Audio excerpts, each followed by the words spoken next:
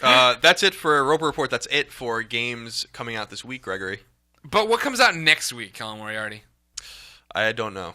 I don't Great. Like you. I don't like you. I'm only kidding. The Last of Us comes out next The week. Last of Us comes out next week, Friday, June 14th. It's very exciting. Big game from Naughty Dog, makers of Uncharted. I'm so glad we can finally talk about it. We've had it for like 3 weeks. Yeah, it's been a long time until we can say anything about it. Again, ladies and gentlemen, we are not going to spoil any story Yeah, no elements spoilers. for you. No spoilers. We will do a spoiler cast when we come back from E3. Right. And it'll be a video. They put a bunch of stupid E3 stuff in the way of this, so that sucks. But Is that why it's coming out on a Friday? I don't know. It's a good question. The theory was that they're going to announce some kind of PS3 price drop at E3, and so it'll be, that way they can do like a bundle or something. See, kind of thing. Colin and I did a video about it today because a lot of people tweeted at me this morning asking why we were reviewing it now. Like, why you're making the wait so much harder, and like, oh, blah, blah. And it's like, no, it's they want to build up all this momentum. They want you talking about it for a week. They're confident in this game that It's a sign of confidence, exactly. Yeah. When an embargo is last second, like when we don't get a copy until the game's coming out, that's usually a very bad sign. This early means they're confident that it's going to get all the tens that it got. Oh yeah, Far Cry 3 was like 3.5 weeks out. Yeah. The reviews hit because they were very confident. Yeah. Yeah, excellent That was game. probably too far out. It's rare that you see an embargo this far out, and then the game gets like 4s. Far out. Far out. Yeah, dude. Just kind of groovy embargo. But you figure now you get to hear about how great this is for a week. Then tomorrow or next week it's E3, and then E3 ends, and you can't buy any of those cool games. But you sure can go buy The Last of Us. The Last of Us.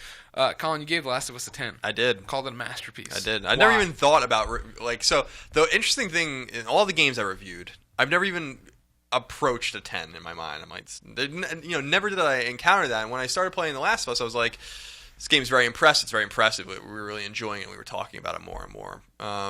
It is probably the most immersive, atmospheric game I've ever played.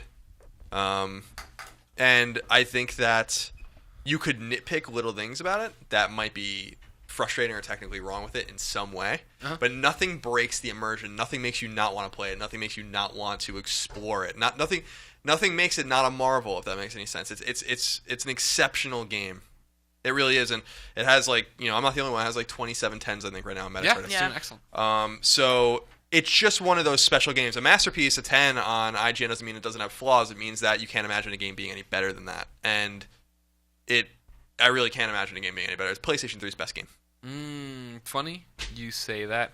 Michael Spivey writes in and says, Colin, in your review said that it is now the PlayStation 3's top exclusive. So does that make it definitively PlayStation 3's best game, period? Yeah, it does. There are amazing multi-platform games on PS3, of course.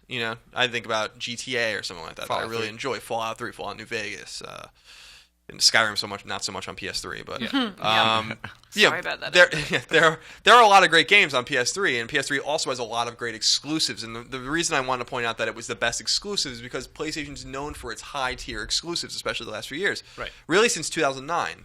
That was the first of 4 years we called the year of the PlayStation, if you remember correctly. That's when we broke out that. And every year was the year of the PlayStation after that. It never actually came true. No. They always fucked it up somehow. But when you think about Infamous or Killzone 3 or God of War 3, the Uncharted trilogy, this game's better than all of them, in my opinion. Yeah.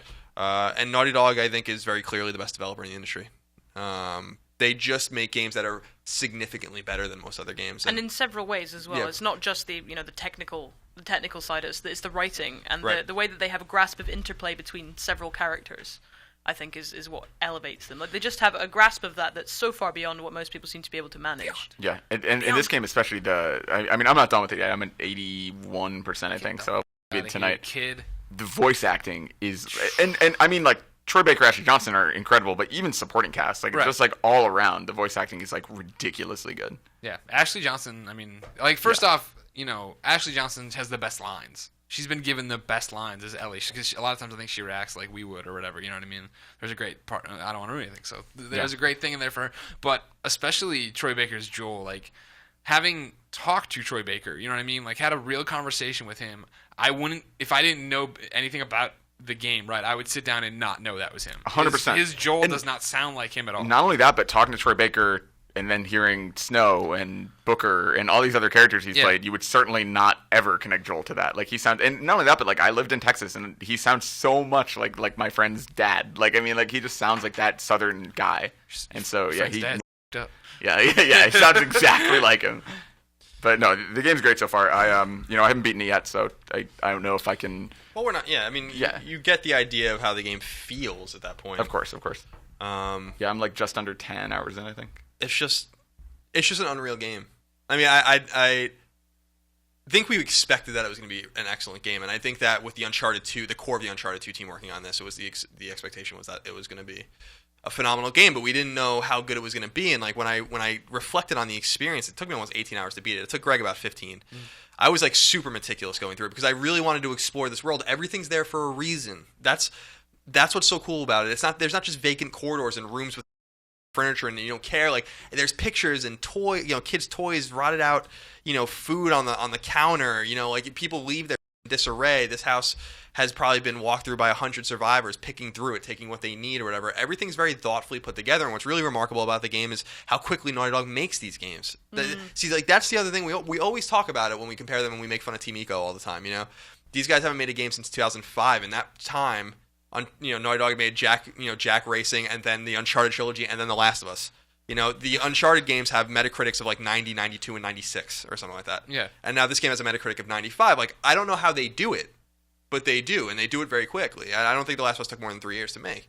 So, I don't know. There's something about it. It really is one of the best games I've played in a long, long, long time. And I was talking to a lot of people about you can approach games in two different ways and what makes games great. You can either talk about like sheer gameplay, right? Like, I think a game like Symphony of the Night's a 10, but and it's got a great atmosphere, but it's really the way the game plays and its mechanics.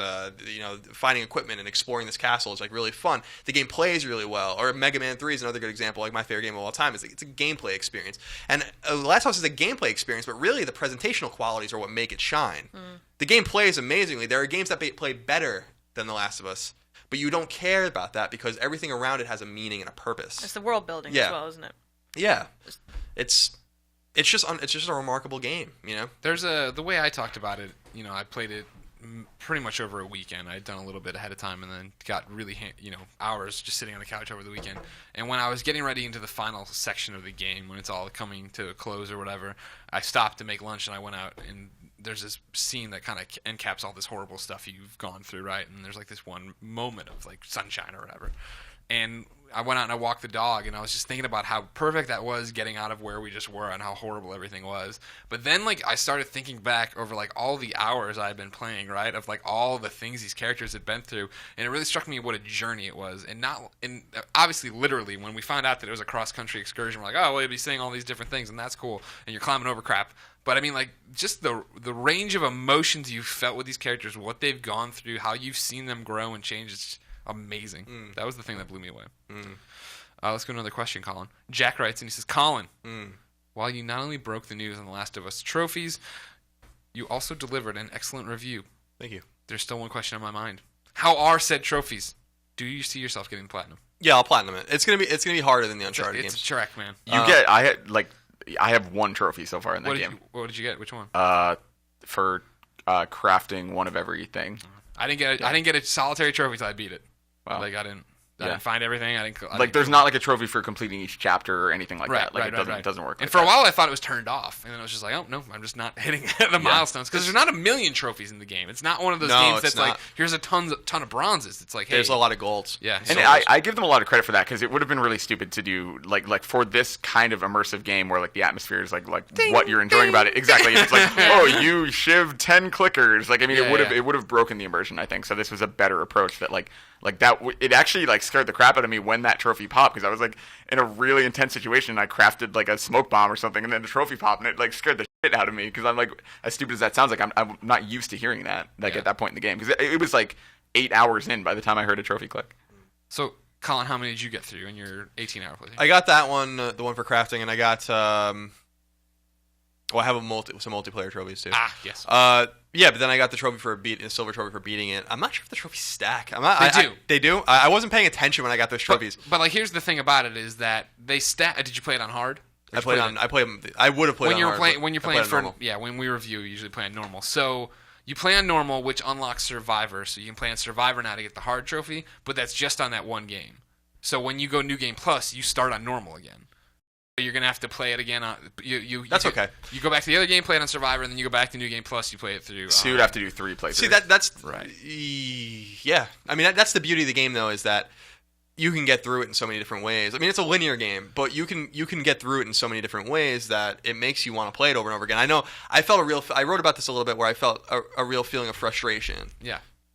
When I would be seen, like when I'm slinking around and being very meticulous, and I'm there for 15 minutes and these guys are slinking around, and I'm like being very careful, and I'm shivving them or strangling them very slowly, and then someone sees you and it's like, well, I'm going to go forward. That's the way the cookie crust crumbles or whatever. But I kind of want to go back and play it again and see if no one will see me the next time. You know what I mean?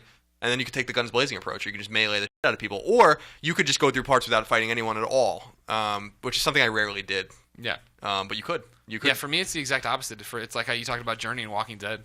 Like, my experience with it was my experience with it, and I don't want to really double back to that too. That's the whole thing. When I was like, oh, maybe I'm not getting the trophies, I didn't jump in to see if I was getting them. I was just like, that's not what this game exists. Yeah, to me. it certainly is a game I didn't give a shit about the trophies in. Yeah, I didn't want to have to be like. It's not the kind of game that you should play like with a trophy guide in front of you. Like, well, don't you're do gonna it have that to. way. Well, I mean, I think you'd have to get all the collectibles if you want. If you're going for that platinum. That's Yeah. the thing, is I can't believe how many collectibles I missed. Right? Yeah. So the one thing is the chapters it's not like Uncharted where the chapters unlock when you beat the game. You can't see the chapter list until you beat the game. It also doesn't tell you like, oh, chapter 6. Like, I mean, you're playing through seamlessly as it's that's going. cool. So it's different on Uncharted in that sense. But when you go into the list, it tells you like everything you've missed. And I'm like, I can't believe I missed anything. Like, that's what's so exciting about it too. It's like, what didn't I see? Yeah, that's like, very true. Is that this is the first Colin in charge of the PlayStation beat now. I'm out here doing my crazy videos and stuff. So this is the first Naughty Dog game I was able to beat, and then literally immediately start talking to Naughty Dog about. Right? I wasn't reviewing it. I didn't give a flying. So I was like talking. That was like crazy, but like the bonus to that was like I beat it, and I was direct messaging and texting people and getting on the phone with certain people. And one of them was like, "Well, did you see this?" And I was like, "No, I didn't." So I got to run back and load my save and go check that. I'm like, "Holy shit, this is so crazy." Yeah, there's little things everywhere in the game. There's tons of stuff. It's gonna be one of those games where people are going to start putting it out. Like, did you see this? Did you see that? When you were finally through this one spot, I went and I was like, all right, well, did you see X, Y, and Z? Because I had been looking for this thing the whole time, and I finally found the evidence I was looking for, and I was excited about that. It's kind of like BioShock Infinite. That was a game that, because it's very rare in a directed kind of linear structure game that you miss stuff, because usually it's like, hey, look, we made this, look at it, we made it.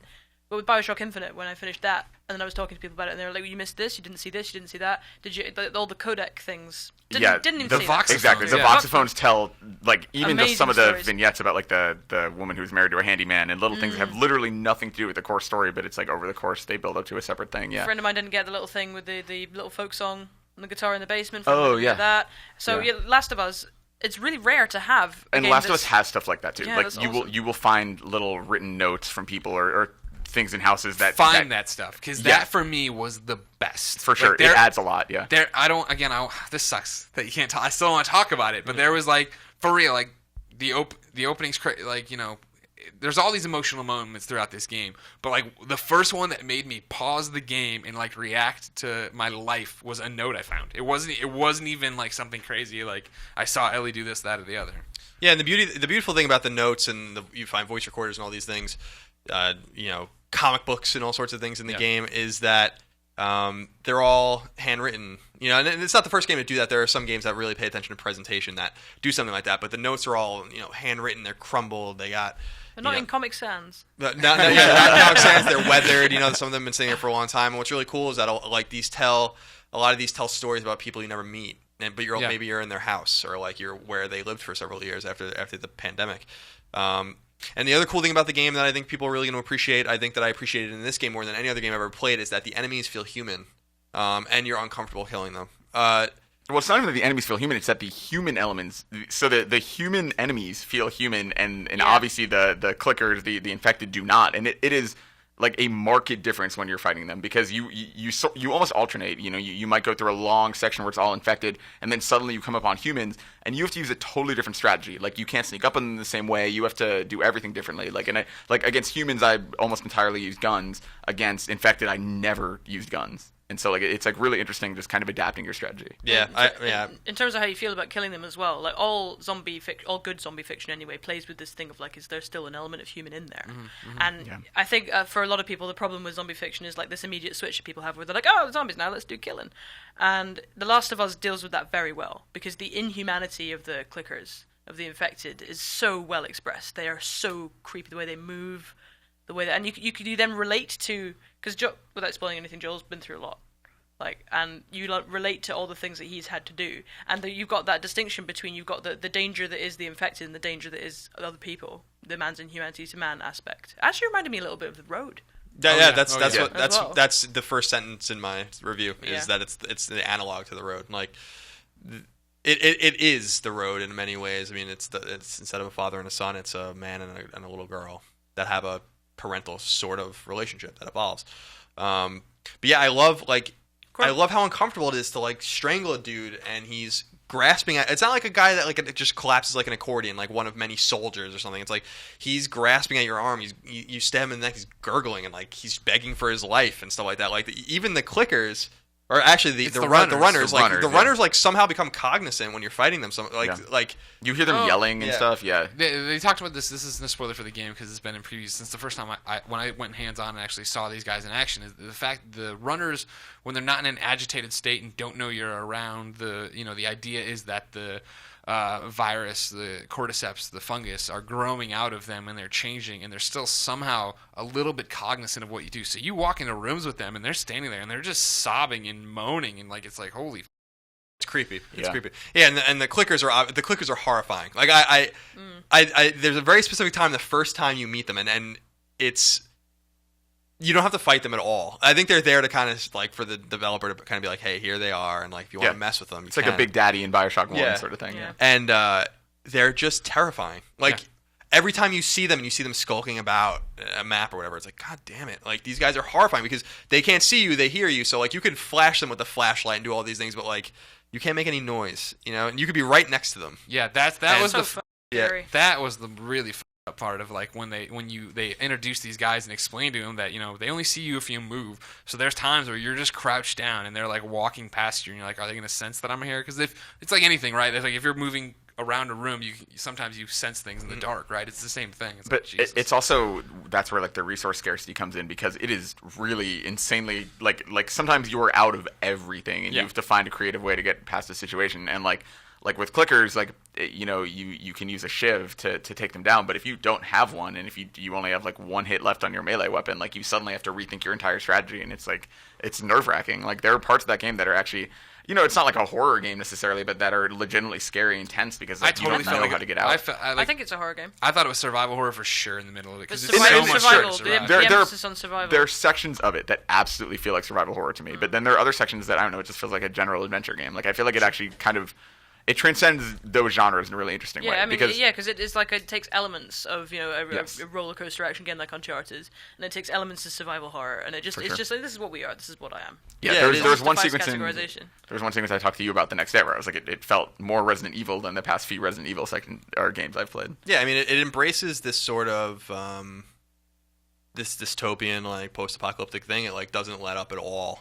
And that's why it's like The Road to me, because like if you haven't read consistent. Yeah, if you haven't read The Road by Cormac McCarthy, it's really one of the great modern books and that I've read anyway, and it is a book that is just dark. It is just dire, and it just doesn't get better at all. It's like what we talk about with Resistance, but like where Resistance just gets worse and worse. Like I was devastated by The Road. I remember finishing because it's a very short book, and it's in quite large print as well. So it's like a 250-page book you can read in a couple hours. I read it overnight one night. I read it on a train, not knowing. I just like because I was Cormac McCarthy, obviously one of the great American novelists, and I was like, oh, I will read this one. I'll pick this, and I read it on a train, and I was devastated. I was on my way to a meeting on a train. I got off the train like. Couldn't really think properly, like absolutely devastated, having to go to this meeting and try not to think about the book. It was terrible. Yeah. But also, Cormac McCarthy, interesting, was the inspiration for The Last of Us, because they came out of No Country for Old Men and thought, we can do that. We can do something like that. We can do something that's that meaningful. It definitely has that effect too. Like, I mean, I've so far I've had 2 long sittings, and I think I can beat it in one more single sitting probably, and maybe I don't know. We'll see how much I play tonight. Mime where you are. Mind where I am? Mime. mime where I'm I joking. am. There's no way. What are you gonna do? I mean, I'll tell you. I kind of could. I don't think I no spoilers. No, but anyway, what I was gonna say is like that feeling where it's like this weight on you, like the events you've gone through when you're thinking about everything that's happened. Like I keep coming in every morning, having to pull Colin to a meeting room and just have this like terrible stream of consciousness because I need to talk to somebody about like what these people have gone through. Yeah, because it's just like. It's so hard to just like hold that weight. As stupid as it sounds, like you're so connected to these characters so quickly that like shit they go through, you're like, holy crap! Like it weighs on you so heavily. And I can't wait to see where it ends up. I'm really excited. I'm looking forward to it too. I'm excited for everyone out there to play it. I'm going to say this. I'm going to make a request to Podcast Beyond listeners: play the game and be in a dark room. Maybe put on your headphones. Yeah, if you have headphones for sure. The sound is that's how amazing. I'm playing it. And don't rush. Explore. Yep. Explore everything. Go in every room. Use your shivs to open the shiv doors that you find. Read the notes. Like pour through everything. Upgrade your weapons. Upgrade Joel. Take your time with the game, because you could run through the game in 10 to 12 hours probably, but that's not fun.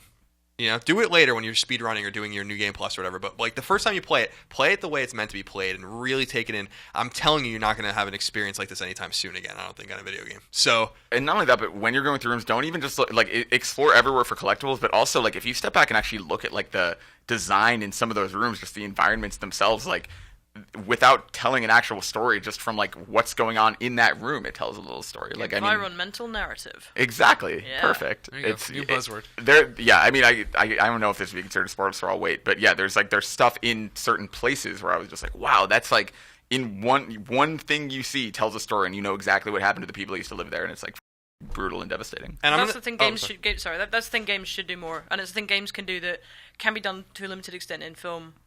And not really in books. They can have incidental stuff that you can either find or not, and that tells a story through just existing. You need to physically describe something as a writer in a book. You need to physically show something in a film. But games can do environmental, emergent narrative like that, like nothing else can. Fallout's always been very good at it too. Yep, Fallout and all Bethesda games. Yeah. I mean, and it's funny that you mentioned BioShock Infinite earlier. They're once we can talk spoilers, they're not even story-wise, but just the progression of the game and the mechanics of the game have a lot of really interesting things in common with that I think are going to be kind of fascinating to explore. And the other thing, Greg, that I want to say, just real quick before we move on, is that a lot of people have been very distressed online about spoilers for The Last of Us. Funny you say that. Easton writes into beyond@ign.com, I may have gotten The Last of Us spoiled for me through reading comments on the IGN video.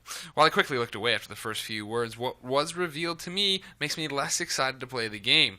It may have been some troll looking for fake spoilers, but I somehow doubt it. My question is, even though I was exposed to what may have been a major spoiler, is the game still worth experiencing, and will the rest of the game be fresh enough to justify purchase? All right, That's an insane question. It is, but here's the thing that I've observed, because we've read some things about the game before it came out. Remember, we were talking about accidental spoilers that we read, and then people. I only read one. I only ran into one, and it was in the heat of everybody's like, "There's spoilers everywhere," and there it was.